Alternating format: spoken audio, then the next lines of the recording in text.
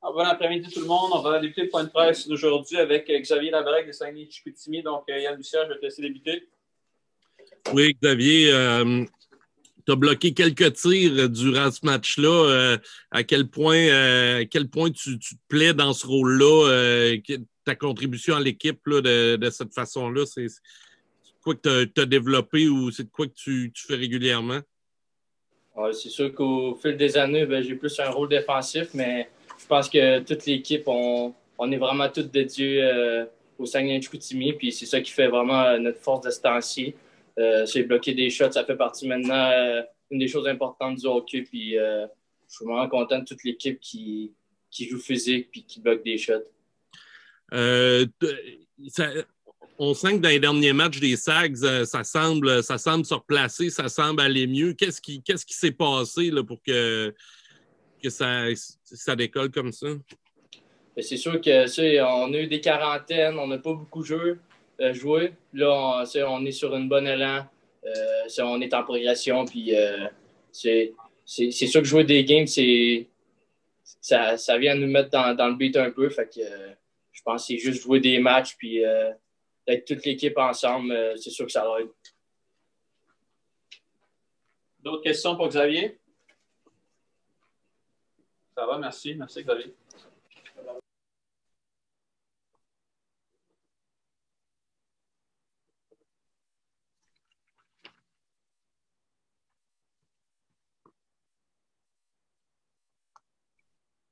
On enchaîne avec Hendrix Lapierre. Tiens, Joanne Saint-Pierre, je vais te laisser débuter.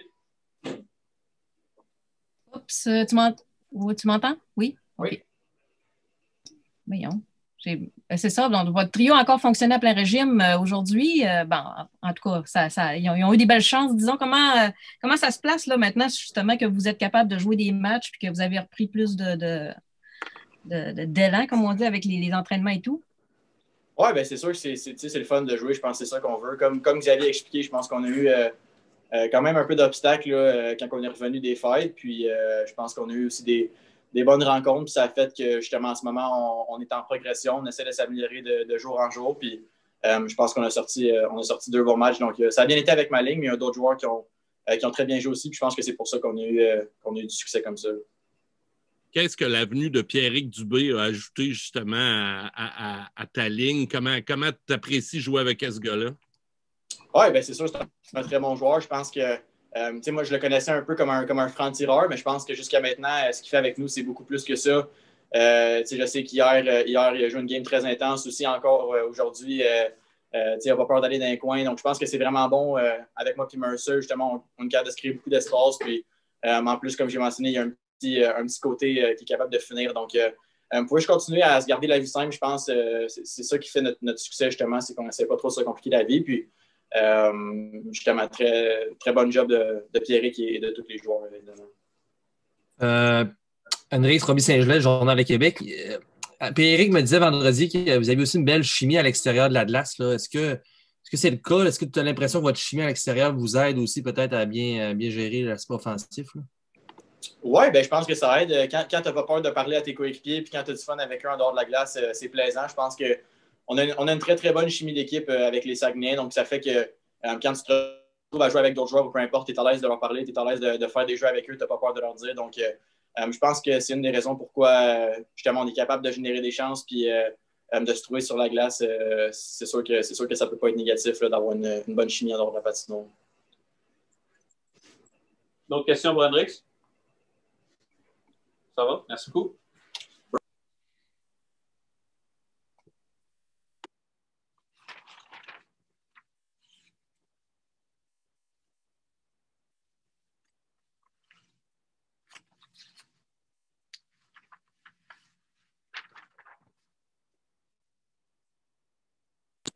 Et on conclut avec l'entraîneur-chef Yannick Jean. Tiens, Yann, vas-y donc. Oui, Yannick, il y avait un gars devant le filet des Remparts qui a fait du bon travail aujourd'hui. Nous avait quand même trouvé le moyen de gagner. Ça roule vraiment bien pour les Saguenayens, on dirait. Je le disais hier, mais aujourd'hui, encore une fois. Là. Aujourd'hui, je pense vraiment que c'est notre meilleur match. C'est notre meilleur match des deux. On est encore de loin supérieur physiquement à hier, incisif au filet. Sigouin a été sensationnel.